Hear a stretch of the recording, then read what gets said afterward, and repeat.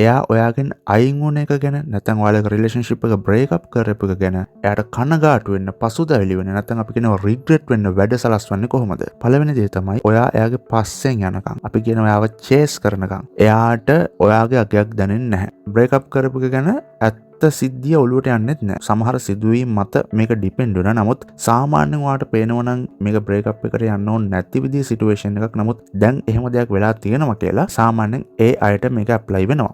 යම් තාක් දුරකට ඔයාලට සිද්ධිය පැහැදිලි කරාට කමක් නෑ. ඒක ඔප්පු කරන්න උත්සාහ කරාට කමක් නෑ. ඔයාගෙන් වැරද්දක් වුණා නම් ඒකට ඇපොලොජයිස් කරාට ඒ කියන්නේ සමාවෙල්ලුවට කමක් නෑ. නමුත් ඔයාලට තේරෙනවා නම් මොන විදිහේ උත්සාහයක් ඔයා දරුවත් මොන විදියට වා දේවල් පැහැදිලි කරත් එයා තීරණයක් අරගෙන ඉන්නවා එයාගේ තීරණය වෙනස් කරන්නේ නැහැ කියලා. ඔයාට පැහැදිලි වෙනවා නම් ඔයාට දැනෙනවා නම් එයාට පැහැදිලි කරපු ටික ඇති ඒක ප්‍රමාණවත් ඔයා අනිවාර්යෙන් අයින් වෙන්න ඕනේ. නැත්තම් එයාට කවදාවත් ඔයාගේ වැලියු එකක් දැනෙන්නේ නැහැ. ඔයා කරන සාමාන්‍ය පැහැදිලි කිරීමකින් පස්සෙත් නැවත නැවත එයාගේ එකම තීරණේ ඔයාගෙන් අයින් වෙන එක නම් ඔයාව රිජෙක්ට් කරන එක නම් එතන ඇත්ත යථාර්ථය කියන්නේ සත්‍ය පැහැදිලි කිරීමකට වඩා එයාට ඔයාව එපා වීමක් ඉන්ට්‍රස්ට් එක ලොස් වීමක් වගේ දෙයක් තියෙනවා. ඉන්ට්‍රස්ට් එක ලොස් වෙලා ඉන්න මිනිස්සෙක් තවදුරටත් එයාත් එක්ක කන්ටිනියු වෙන්න ඌමනාවක් නැති මිනිස්සෙක්ට ඇත්ත මේකයි කියලා 100%ක් ඔප්පු කරත් ඒක ඇත්ත කියලා එයා පිළිගත්තත් ඔයත් එක බොන්ඩ් එක හදාගන්න නැහැ. මොකද බොන්ඩ් එක හදාගන්න අවශ්‍ය ඇට්‍රැක්ෂන් එක බොන්ඩ් එක හදාගන්න අවශ්‍ය ආකර්ෂණය බිඳිලා තියෙන නිසා. මේක සමහරට සිද්ධ වෙන විශ්වාසයක් කඩ කිරීම මත වෙන්න පුළුවන්. නැත්නම් ඔයාගේ අනපේක්ෂිත හැසිරීමක් එයාට දරා ගන්න බැරුව වෙන්න පුළුවන්. නැත්නම්